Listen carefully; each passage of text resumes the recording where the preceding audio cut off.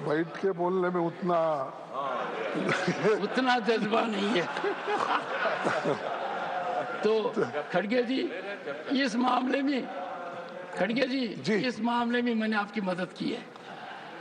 आपका जज्बा कायम रखा। ये कभी कभी आप मदद करते रहते हैं, हम भी याद करते रहते हैं।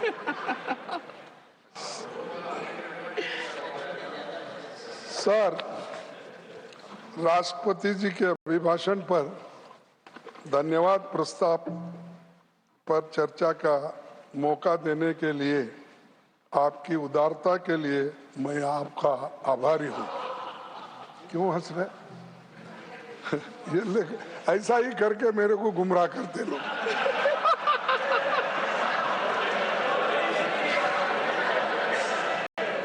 नहीं, चेयरमैन साहब भी वैसा ही करते करके। राष्ट्रपति जी इसको डिलीट कर देंगे कि मैं भी ऐसा करता हूं। This is deleted. राष्ट्रपति जी संसद का सबसे अहम हिस्सा है, हम उनका बहुत सम्मान करते हैं। अभिभाषण का कंटेंट सरकारी होता है, सरकारी पक्ष को इसे विजन स्टेटमेंट बनाना था। चुनौतियों से कैसे निपटेंगे ये बताना जरूरी था, लेकिन उसमें ऐसी कोई कंटेंट नहीं है। इस साल राष्ट्रपति जी का पहला अभिभाषण 31 जनवरी को हुआ था और 27 जून को दूसरा अभिभाषण 18वीं लोकसभा के गठन के बाद हुआ। पहला अभिभाषण चुनावी था और दूसरा उसी की कॉपी जैसा है वैसा ही। न दिशा है न कोई विजन है। हमें भरोसा था कि राष्ट्रपति जी संविधान और लोकतंत्र की चुनौतियों पर कुछ बातें जरूर रखेंगे, सबसे कमजोर तबकों के लिए कुछ ठोस संदेश देंगे। लेकिन हमें घोर निराशा हुई कि इसमें गरीबों के लिए, दलितों के लिए, पिछड़ों के लिए, अल्पसंख्यक के लिए कुछ भी नहीं है। पिछली बार की तरह ये केवल तारीफ का फूल बांधने वाला अभिभाषण है। इतनी तारीफ तो हमारे द्विवेदी साहब, कभी कभी कंफ्यूजन होता द्विवेदी, त्रिवेदी, चतुर्वेदी, इसमें माफ कीजिए क्योंकि मैं दक्षिण से आता हूँ, ये इन शब्दों से मैं ज्यादा वाकुफ नहीं। देश को मैसेज जाता है, ठीक है, और हम स्टूडेंट्स को मैसेज देना चाहते हैं कि जो नीट का इशू है वो पार्लियामेंट के लिए जरूरी है। ठीक है, इसलिए मैसेज देने के लिए हम चाहते थे कि एक दिन पार्लियामेंट चर्चा करे। मैं देखता हूँ, ठीक है। हाँ, नो कंक्लूड कर दिया उन्होंने पहले विषय। अध्यक्ष महोदय, ये पूरा सदन इस बात से अवगत है कि संसद की कार्रवाई कुछ रूल्स और प्रोसीजर्स के आधार पर चलती है। रूल्स और प्रोसीजर्स के अतिरिक्त कुछ हेल्दी ट्रेडिशंस हैं संसद की, जिसके आधार पर कार्रवाई चलती है।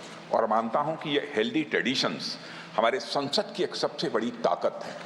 जब कभी भी राष्ट्रपति जी के अभिभाषण पर चर्चा होती है तो आज तक कभी ऐसा नहीं हुआ है, क्योंकि अपने लंबे संसदीय जीवन में जो मैंने देखा है उस आधार पर मैं कह सकता हूं कि अन्य किसी विषय पर उस समय चर्चा हुई हो।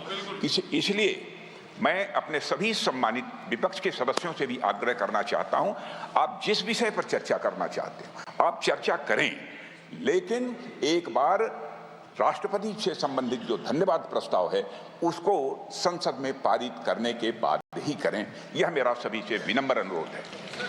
माननीय श्री राष्ट्रपति अभिभाषण पर चर्चा, श्री अनुराग ठाकुर जी, मैंने उनको बुला लिया। माननीय अध्यक्ष महोदय, ऐसा नहीं है, आपको पर्याप्त मौका दिया। अब अनुराग ठाकुर जी। माननीय अध्यक्ष महोदय, आपके माध्यम से मैं प्रस्ताव रखना चाहता हूं कि राष्ट्रपति की सेवा में निम्नलिखित शब्दों में एक समावेदन प्रस्तुत किया जाए। एक सेकंड सर, मैं राजनाथ सिंह जी की बात से सहमत हूं। तो ऐसे करते हैं, प्रेसिडेंट एड्रेस के बाद एक दिन नीट की चर्चा के लिए दे देते हैं। आप नोटिस देना, मैं निर्णय करूंगा। राजनाथ सिंह जी का तो सुझाव हो सकता है, निर्णय मैं करूंगा या बीएससी करेगी। ओके, अनुराग ठाकुर जी।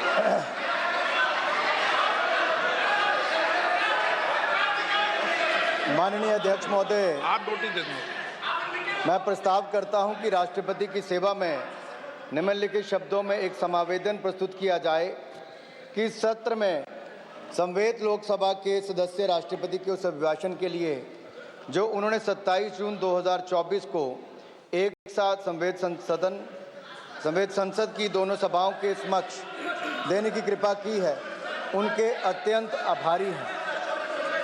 माननीय अध्यक्ष जी, मैं आपका आभारी हूं कि आपने इस अवसर पर मुझे बोलने का अवसर दिया। मैं खुद को सौभाग्यशाली समझता हूं कि इस 18वीं लोकसभा में माननीय राष्ट्रपति श्रीमती द्रौपदी मुर्मू जी के अभिभाषण के धन्यवाद प्रस्ताव पर सर्वप्रथम मुझे अपने विचार व्यक्त करने के लिए मेरी पार्टी ने और माननीय प्रधानमंत्री जी ने मुझे अवसर दिया है। मैं हृदय की गहराइयों से माननीय प्रधानमंत्री जी का बहुत बहुत आभार प्रकट करता हूं, धन्यवाद करता हूं। माननीय स्पीकर महोदय, आप एक बार फिर निर्वाचित होकर हमारे सदन के स्पीकर बने हैं। मैं आपको पूरे सदन की ओर से बहुत बहुत बधाई और आपके इस कार्यकाल के लिए शुभकामनाएं देता हूं। बड़ी संख्या में नए सदस्य 18वीं लोकसभा में चुनकर आए हैं। बहुत सारे पुराने भी आए हैं। नए वालों को भी और पुराने वालों को भी सदस्य चुनकर जो आए हैं, संसद के सदस्य बने हैं, आपको भी ढेरों शुभकामनाएं और बहुत बहुत बधाई देना चाहता हूं। माननीय अध्यक्ष जी, 2024 का ये चुनाव नीति, नियत, निष्ठा और निर्णयों पर विश्वास का चुनाव है और जनता ने इस पर मोहर लगाई है। फिर एक बार मोदी जी के नेतृत्व में एनडीए की सरकार बनाई। देश का ये चुनाव ऐतिहासिक जनादेश हमारे यशस्वी प्रधानमंत्री श्री नरेंद्र मोदी जी के पिछले 10 वर्षों के सेवा, सुशासन और गरीब कल्याण के महाअनुष्ठान पर मोहर है। देश को जरूरत थी एक स्थिर और निरंतर सरकार की, और देश ने एक स्थिर, निरंतर और प्रभावी सरकार को फिर चुना है और मोदी जी को फिर देश का प्रधानमंत्री चुना है। ये जनादेश विकसित भारत के संकल्प की सिद्धि के लिए है। ये जनादेश मोदी जी के नेतृत्व में तीसरे कार्यकाल में भारत को विश्व की तीसरी बड़ी अर्थव्यवस्था बनाने के लिए है। ये जनादेश विपक्ष के भय, भ्रम और भ्रष्टाचारी राजनीति पर तमाचा है। ये जनादेश मोदी जी द्वारा चलाए जा रहे सामाजिक न्याय पर समाज की मोहर है। ये जनादेश देश को तोड़ने की नहीं, जोड़ने की राजनीति चलेगी, इस पर मोहर है। यह जनादेश संविधान विरोधियों को लगातार तीसरी बार विपक्ष में बिठाने के लिए जनादेश है। यह जनादेश भारत की सेना, सरहद और सनातन की सुरक्षा का है। यह जनादेश ये भी बताता है कि प्रधानमंत्री नरेंद्र मोदी दुनिया के सर्वाधिक लोकप्रिय नेता हैं, सर्वाधिक लोकप्रिय नेता हैं। और मैं ही नहीं, अब तो दुनिया भर के अनेकों देशों ने सर्वोच्च सम्मान अपने देश का किसी को दिया है तो हमारे प्रधानमंत्री और देश के लोकप्रिय नेता मोदी जी को दिया है। मोदी जी कैसे नेता जिनको यूएस कांग्रेस में एक बार नहीं, 2-2 बार अपनी बात रखने का अवसर मिला है। माननीय अध्यक्ष जी, ऐसी अनेकों बातें, लेकिन ऐसे ही कोई मोदी नहीं बन जाता। इसके लिए तपना पड़ता है, खपना पड़ता है, जीवन व्यतीत करना पड़ता है। और मोदी जी ने तो अपने जीवन का हर क्षण, हर पल देश के लिए जिया है, मां भारती के लिए जिया है। और मैं इसलिए भी कहना चाहता हूं कि हम सबको ज्ञात है कि 2001 में जब वो गुजरात के मुख्यमंत्री बने तो तब से लेकर अब तक 23 वर्षों में एक दिन की भी छुट्टी अपने लिए नहीं ली, अपना जीवन जनता के लिए समर्पित किया है। इससे बड़ी बात क्या होगी कि अगर किसी के जीवन में दुख का क्षण आता है जब अपनी मां से बिछड़ते हैं। और जब आदरणीय प्रधानमंत्री जी की माता जी का स्वर्गवास हुआ, तब भी उन्होंने उनकी चिता को अग्नि देने के बाद मात्र 2 घंटों के अंदर ही देश के लिए काम करना शुरू कर दिया। इससे बड़ा समर्पण भाव क्या हो सकता है। माननीय अध्यक्ष जी, मोदी जी के दिल में जो गरीब और जरूरतमंद के लिए पीड़ा है, हमने वो कोविड के समय देखा है। उनकी नीतियों में, कार्यक्रमों में, सब में नजर आता है कि वो गरीब के लिए कितने चिंतित रहते हैं। और मैं आपको याद करवाना चाहता हूं आपके माध्यम से सदन को, अगर आप 2014 में देखें, मोदी जी जब सांसद बने, देश के प्रधानमंत्री पद की शपथ ली, उसके बाद संसद आए, तो पहला शीश कहीं पर झुकाया तो संसद की पहली सीढ़ी पर झुकाया और दुनिया के इस महान लोकतंत्र को, मदर ऑफ डेमोक्रेसी को नमन करते हुए अंदर आए। और अंदर आकर भी अगर शीश कहीं झुकाया तो बाबा साहब अंबेडकर के संविधान पर शीश झुकाकर उन्हें कहा था, मेरी सरकार सबका साथ सबका विकास करेगी, मेरी सरकार गरीब की, वंचित की, शोषित की, पीड़ित की होगी। और पिछले 10 वर्षों में आपने देखा कि सारी योजनाएं उस दिशा में चली और जो पुराने नारे देते थे, गरीबी हटाओ, गरीबी हटाओ, इनके नारे ही रह गए। लेकिन मोदी जी की सरकार में 25 करोड़ गरीब गरीबी रेखा से बाहर निकल कर आए। मल्टी डायमेंशनल पॉवर्टी इंडेक्स के ये बड़ा आंकड़ा देखने को मिलता है। और मैं आपसे कहना चाह रहा था कि जो कोविड के समय हुआ, पिछले 100 वर्षों में दुनिया ने सबसे बड़ी त्रासदी तब देखी। भारत ने भी संकट को झेला और मैं भी उस समय सरकार का हिस्सा था। और मुझे याद है आज भी प्रधानमंत्री नरेंद्र मोदी जी ने जो पहली बात कही, वो ये कहा कि देश के गरीब का थाली खाली नहीं रहनी चाहिए, उसका पेट खाली नहीं रहना चाहिए, उसके लिए अन्न की व्यवस्था करनी है। तो प्रधानमंत्री गरीब कल्याण अन्न योजना लेकर आए और 80 करोड़ लोगों को मुफ्त में अनाज दिया, तो मोदी सरकार ने दिया है और आज वो देश के कोने कोने तक पहुंचाया है। उस समय दुनिया भर में जो डिलीवरी मैकेनिज्म था वो रुक गया था, लेकिन उसके बावजूद हमने देश के हर कोने तक अनाज पहुंचाया। वो बात अलग है, कुछ राज्यों में अपनी मोहर लगाकर लोगों ने वो सब काम किया। मैं एक और कहना चाहता हूं, कोविड के समय बहुत जरूरी था, प्रधानमंत्री जी ने कहा जान भी जहान भी, और जान बचाने के लिए हर संभव प्रयास किए। जो पहले हमारे देश में होता था कि 40-40 साल दुनिया भर से वैक्सीन आती थी, इंपोर्ट करने में पुरानी सरकारें लगी रहती थी। आत्मनिर्भर भारत ये केवल सोच ही नहीं, ये केवल संकल्प नहीं, उसको सच करके दिखाया। भारत ने अपनी 2-2 वैक्सीन को बनाया और 220 करोड़ वैक्सीन मुफ्त में लगाई। आज इस सदन में कुछ लोग ऐसे भी बैठे हैं जो भारत की बनी वैक्सीन पर ही प्रश्न चिन्ह खड़ा करते थे और कहते थे कि वैक्सीन मत लगाओ, ये हो जाएगा, वो हो जाएगा। अरे भारत के लोगों ने वैक्सीन तो लगाई ही, दुनिया के 157 देशों को दवाई और वैक्सीन देने का काम वैक्सीन मैत्री में किया, तो हमारे भारत ने किया है। मैं विकसित भारत पर कुछ जरूर कहना चाहूंगा, क्योंकि ये जनादेश है 2047 तक भारत को विकसित भारत बनाने के लिए। और इस यात्रा में हम चाहेंगे कि विपक्ष का भी पूरा सहयोग मिले, हम अपने देश को विकसित राष्ट्र बनाएं। और अगर आज मैं एक बात करूं स्पोर्ट्स से स्पेस की और साइंस से स्टार्टअप्स की, तो हर क्षेत्र में भारत के नए कीर्तिमान दिखते हैं। आज नए भारत की बुलंद तस्वीर दिखती है मेरे जो आंकड़े में देने वाला। माननीय अध्यक्ष जी, हमें विरासत में क्या मिला था? जब 2014 में हम आए तो India was among the fragile 5 economies of the world and today India is the 5th largest economy of the world. लड़खड़ाती चरमराती अर्थव्यवस्था आप छोड़कर गए थे, आज दुनिया की 5वीं बड़ी अर्थव्यवस्था भारत है, दुनिया की सबसे तेजी से बढ़ती अर्थव्यवस्था भारत है और अगले 5 वर्षों के अंदर दुनिया की 3री बड़ी अर्थव्यवस्था मेरे भारत की होगी। और ये ऐसे नहीं हो गया। अगर मैं कहूं इनके समय इकोनॉमी फेलियर्स थे, पॉलिसी पैरालिसिस थी, स्कैम्स थे, क्रोनिक कैपिटलिज्म था, ये सब आपके समय था। एक के बाद दूसरे घोटाले होते थे।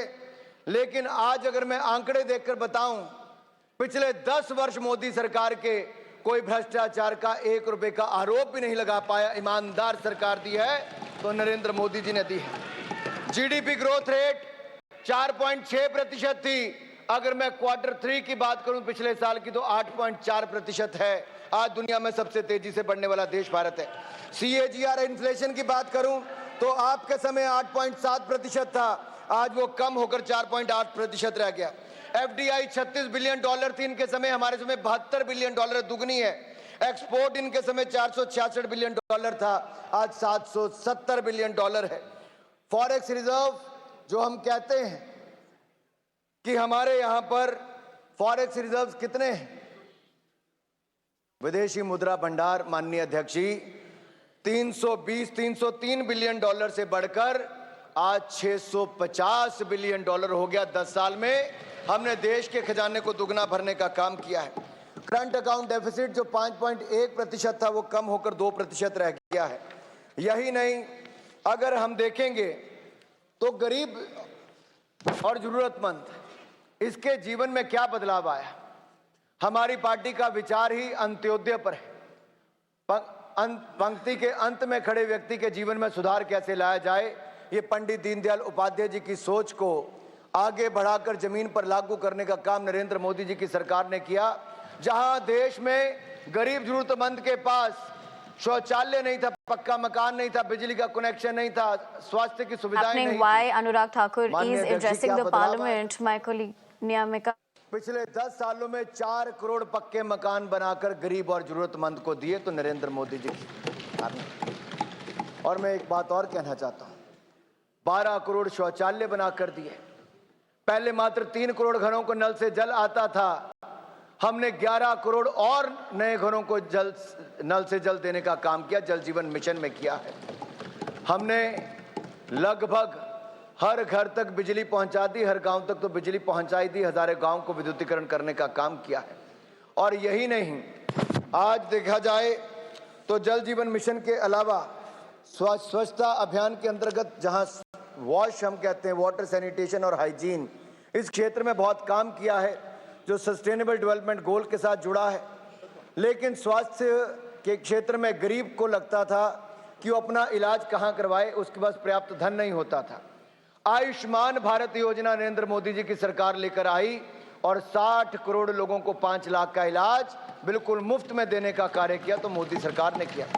और अब 70 वर्ष से ज्यादा की उम्र वालों को 5 लाख रुपए का इलाज बिल्कुल मुफ्त में मिलेगा तो एनडीए की सरकार ने देना शुरू कर दिया है।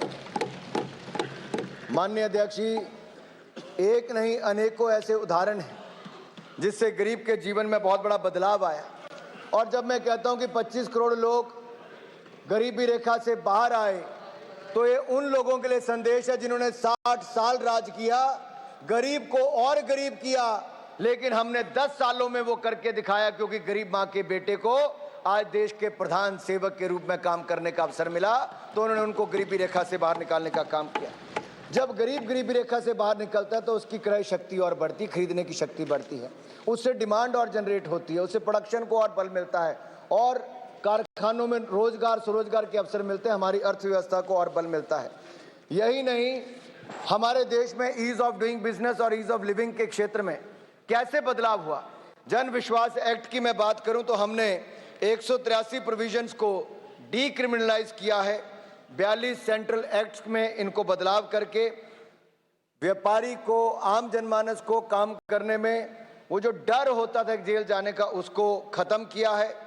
और ईज ऑफ डूइंग बिजनेस में मैं कहना चाहता हूं 63,000 के लगभग कंप्लायंसेस देश में होती थी, 39,000 कंप्लायंसेस के बर्डन को खत्म कर दिया है और आगे निरंतर प्रयास जारी है कि हम इसको और सुधार करेंगे और जनता को काम करने में और अवसर मिलेंगे। कंस्ट्रक्शन परमिट में हमारा रैंकिंग 184 था, आज 27वां है। बिजली प्राप्त करने में 137वां हमारा स्थान था, आज 22वां है। माइनॉरिटी इन्वेस्टर्स की प्रोटेक्शन में 13वां स्थान था, आज वो 25वां है। और ये सारे कदम हमने उस दिशा में उठाए और देश के युवाओं में नरेंद्र मोदी जी का विश्वास। काम हम लोग बचपन में स्टूडेंट लाइफ में लड़के संघर्ष करके वो काम करवाने लगाए थे, आपने किया था, लेकिन अब ले जाके पीछे रख दिए। और 14 अप्रैल को हजारों लोग वहां दर्शन के लिए आते हैं, एक दरवाजे से आते हैं, दूसरे दरवाजे से उधर चले। अब आपने लगाया मेरे चैम्बर के सामने। मैं रोज उठ का उनका दर्शन तो घर में लेता ही हूं, लेकिन आप वो सब मूर्तियां लाकर मेरे पास रख दिए, पूरे मेरे गेट के सामने रख दिए। तो ये साहब, मैं आपसे अपील करता हूं, अरे बैठो भाई, चुप बैठो, चुप बैठो। क्या भाई, ये दही दूध LOP is on his नहीं है lips. भाई। Keep calm. Keep calm. Sir, तो आपको मैं अपील करता हूं कि वो जो गांधी जी की स्टैचू थी, बाबा साहब अंबेडकर की स्टैचू थी, शिवाजी की स्टैचू थी, जिस जगह थे उस जगह आप रखिए, उससे कोई नुकसान नहीं होना, ये मैं आपसे अपील कर, बार बार अपील करूंगा। और ये मैं आपसे हाथ जोड़ के मेरी विनती है, उनको इंसल्ट मत करो और अपमान मत करो। अगर वो अपमान करेंगे तो 50 करोड़ SC ST दलित वंचित और आदिवासियों का अपमान होगा, तो देश का अपमान होगा, संविधान का अपमान होगा। तो आप तो वकील हो, अच्छे नेता हो, इसीलिए मैं आपसे गुजारिश करता हूं पार्लियामेंट के अफेयर्स मिनिस्टर वो आप वहां पर रखिए। और सर मैं छोटा सा सर नहीं, ये देखिए साहब, ये तो उसको बिठाने के लिए, चेंज करने के लिए पार्लियामेंट के अंदर ये सब जो फोटो लगते हैं उसके लिए कमेटी होती है, और वो कमेटी में अपोजिशन लीडर भी होता है, दूसरे मेंबर्स होते हैं, आप होते हैं और स्पीकर होते हैं। और किस जगह पे बिठाना, कैसे बिठाना, वो मीटिंग करने के बाद होता है। ये मीटिंग नहीं, कुछ नहीं, ये अथॉरिटियन रूल के जैसा कहीं भी लिटाओ, कहीं भी उठाओ, कहीं भी बिठाओ। Sir, honourable minister, it happens, you don't have to decide, I decide. ये खड़गे ji, what is it? Come on, make your point. Honourable chairman sir, Nothing has been going to record. ये किरण जी, continue. सर, जब leader of opposition कोई important मुद्दा उठाते हैं, उसका respond करने का एक प्रथा होता है, इसलिए इलीगल अनकॉन्स्टिट्यूशनल ऐसे मत कहिए। ये this is a culture of the house. When a leader of opposition raises important matter, government has to respond.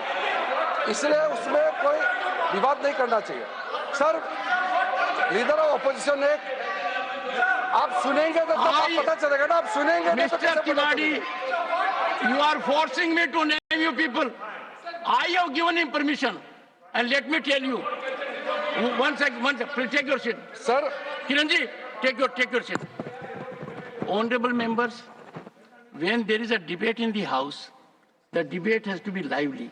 The debate has to be involved. Leader of the opposition is making remarkably a good speech. If there is an intervention required, one second, you don't have to decide. I am the judge of it. Come on, Kiran ji. Kiran Rijiju ji. Honourable chairman sir, अभी माननीय खड़गे जी, leader of opposition ने संसद में जो statues को, सारा statues को एक जगह में रख करके प्रेरणा स्थल के नाम से जो बनाया गया उसको लेकर के सवाल खड़ा किया। मैं सिर्फ क्लियरिफिकेशन देना चाहता हूं। सर, आपने अभी हाउस को बताया कि आप चीफ गेस्ट के तौर पर आप वहां आए और आपने उद्घाटन किया। उसमें honourable speaker of Lok Sabha administrative control वो करते हैं, उनके अध्यक्षता में काम हुआ। मैं भी सर उस समय मौजूद था। नहीं, सबसे पहले तो खड़गे, एक मिनट या सर, तो खड़गे जी ने अभी एलिगेशन लगाया कि सारा मूर्तियों को उठा के कॉर्नर में फेंक दिया। वो सर पुराना पार्लियामेंट एक राउंड शेप है, वहां कोई कोने नहीं होते हैं। वो पार्लियामेंट जो राउंड है और उसी राउंड के अंदर में बहुत ही खूबसूरत जगह में प्रेरणा स्थल का वहां जगह तय किया और बहुत सम्मानजनक, बहुत ही अप्रोप्रिएटली सही तरीके से मूर्तियों को रखा है। और आज देश का कोई भी जनता संसद में आकर के संसद को देखना चाहते हैं तो हमारे महान आत्माओं का दर्शन एक जगह में जाकर के दर्शन कर सकते हैं। किसी भी तरीके से किसी मूर्ति, किसी महान आत्मा हमारे जो जिन्होंने इस देश को रास्ता दिखा के यहाँ तक पहुंचाया, किसी का अपमान नहीं बल्कि सम्मान करने का तरीका को और बढ़ाया गया है, इसलिए मिसलीड नहीं करना चाहिए। Honourable leader of the president sir देखिए, one sir, please please please please please please please please your entire tribe gets up, I want everyone to take seat. देखिए और खड़गे जी, पार्लियामेंट के बारे में एक बात कही गई थी कहीं कि इसमें one second, there is no backdoor entry in Parliament. If you look at the building of parliament, it has been so designed that there is no backdoor entry. ठीक है, देखिए देखिए रिजू साहब जो बोले, मैं उनसे विनती करता हूं कि रिजू जी, लीडर ऑफ द पोर्शन, आप जो स्टैच्यू बिठाए हैं कौन से लोग उसके लिए लड़े हैं और किस स्थल पे बिठाना, ये उसी वक्त तय हुआ सो है। आप अगर बदल के एक ही जगह हम लाते हैं, और महात्मा गांधी जी को और दूसरे लीडर्स को भी मेरी इज्जत है, लेकिन महात्मा गांधी जी के साथ कहीं और उनको भी बिठाते हैं, नहीं, और बाबा साहब अम्बेडकर का सामने बिठाना ये तय हुआ था और वही जगह पे बिठाता है। तुमने हर एक बात को ऐसा कर देते हो कि किसी को हम क्रिटिसाइज करें, किसी को अलग करें, ये बात आप करते हैं।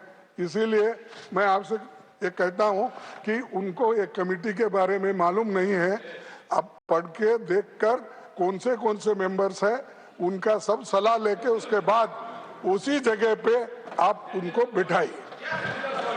सर ये तो मैं आपसे बार बार विनती करूंगा। सर प्रधानमंत्री जी ने अभी कहा कि इस वक्त people want substance not slogans. पिछले 10 सालों से विपक्ष आपको यही कहता है कि कुछ काम भी कीजिए, महज नारेबाजी मत करिए। और क्या है, उन्होंने कैसे स्लोगन दिए, अच्छे दिन आएंगे, आत्मनिर्भर Bharat, make in India, act east policy, Beti Bachao Beti Padhao, सबका साथ सबका विकास, 400 पार। और ये स्लोगन दिए, 400 पार, वही तुम तो डूब गए अब तो इसमें। तो ये स्लोगन है, और स्लोगन देने में मोदी जी माहिर है। सिर्फ स्लोगन देना, लोगों को मीठी मीठी बातें करके भ्रमित करना, ये काम वो कर रहे हैं। इससे नहीं बोलना पड़ेगा। तो अब ये इतना बोलने वाले व्यक्ति गरीबों के बारे में, महिलाओं के बारे में हमदर्दी है दिखाने वाले, मैं पूछता हूं साहब, मणिपुर 1 साल से जल रहा है, किस तरह महिलाओं और वहां के लोगों को तंग और तबाह करके घर बर्बाद किए जा रहे। एक दिन तो जाकर आप आए, मणिपुर को जाके आए आप, तो 14 विदेशों में फिरे, 14 देशों को गए, इलेक्शन में तो सैकड़ों भाषण किए, लेकिन मणिपुर में आपने क्यों नहीं गया? आप क्यों नहीं पहुंचे? और सबका साथ सबका विकास, आपने सिर्फ कुछ लोगों का साथ दिया और कुछ का विकास किया, गरीबों का सब सत्यानाश किया। इस सभी नारों का क्या हकीकत है? ये देश अच्छी तरह जान रहा है। और सर सभापति जी, 224 का चुनाव आम जनता के शब्दों में अहंकार तोड़ने वाला चुनाव था, अहंकार तोड़ने वाला चुनाव था। पिछली सरकार के 17 मंत्री चुनाव हार गए। किसानों को जीभ से रोंदने वाले मंत्री को हम हटाने की मांग कर रहे थे, जनता ने ही उसे रोंद दिया और खत्म हो गया। और एक शायर ने कहा है, कभी घमंड मत करना, कौन से कभी घमंड मत करना, नाम कभी घमंड मत करना, तकदीर बदलती रहती है, तकदीर बदलती रहती है, शीशा वही रहता है, बस तस्वीर बदलती रहती है। तो ये घमंड, और ये ऐसा ही भाषण करते थे, ये घमंडी इंडी, घमंडी गठबंधन, हमको घमंडी बोलते थे। अरे घमंड तो टूट गया आपका। और आज आपको वो नारा नहीं लगाना पड़ेगा 400 पार का, अब तो 200 पार में है। अभी बड़े मुश्किल से आए तो अरे बैठो। मैंने पिछले भाषण में भी कहा था कि बीजेपी सरकार जनता को जरूरी मुद्दों से सिर्फ ध्यान भटकाने की राजनीति करता है। हम किसानों की बात करते हैं तो मोदी जी भैंस खोलने की बात करते हैं। हम बीजेपी द्वारा देश को बांटे जाने की सोच पर बात करते हैं तो मोदी जी औरंगजेब और मुगल की याद करते हैं। हम बेरोजगारी, पेपर लीक की बात रखते हैं तो मोदी जी मंगलसूत्र और मुजरा की याद करते हैं। हम महंगाई पर बात करते हैं तो बीजेपी विदेशों में महंगाई की बात करने लगती है, देश का छोड़ के। विपक्ष जनता की बात करता है तो मोदी जी अपने मन की बात सुनाने पर लगते हैं। और वो ये बात करते करते यहाँ तक पहुंचे, अपना काम करना ही वो भूल गए, सिर्फ अपनी मन की बात बोलने में ही वो लग गए। मैं प्रधानमंत्री जी से कहना चाहता हूं, आज के मुद्दों का जवाब दो। इतिहास में जो हुआ उस पर जनता फैसला लेने में सक्षम है, उन पर छोड़ दीजिए। आप ये बार बार मत करो, घमंडी बात मत करो और लोगों को उचकाने की बात मत करो। अगर करेंगे फिर ऐसा ही आपकी हालत होते जाएगी, बिगड़ते जाएगी। सर, राष्ट्रपति जी ने अपने अभिभाषण में प्यारा 26 में कहा है, क्या कहा राष्ट्रपति जी ने? आज की संचार क्रांति के युग में विघटनकारी ताकतें लोकतंत्र को कमजोर करने और समाज में दरारें डालने की साजिशें रच रही है। इनके द्वारा अफवाहें फैलाने का, जनता को भ्रम डालने का, मिस इन्फॉर्मेशन सहारा लिया जा रहा है। तब उनका कहना बिल्कुल सही है। अपने राजनीतिक जीवन में कई चुनाव लड़े, लेकिन पहली बार देखा कि इस चुनाव में जिस तरह प्रधानमंत्री जी ने ऐसे बयान दिए, पूरे देश की गरिमा को भारी चोट उनके वजह से पहुंची। प्रधानमंत्री जी ने लोकतंत्र कमजोर करने, समाज को बांटने, मिस इन्फॉर्मेशन की लाख कोशिश की, पर इसमें वो असफल रहे।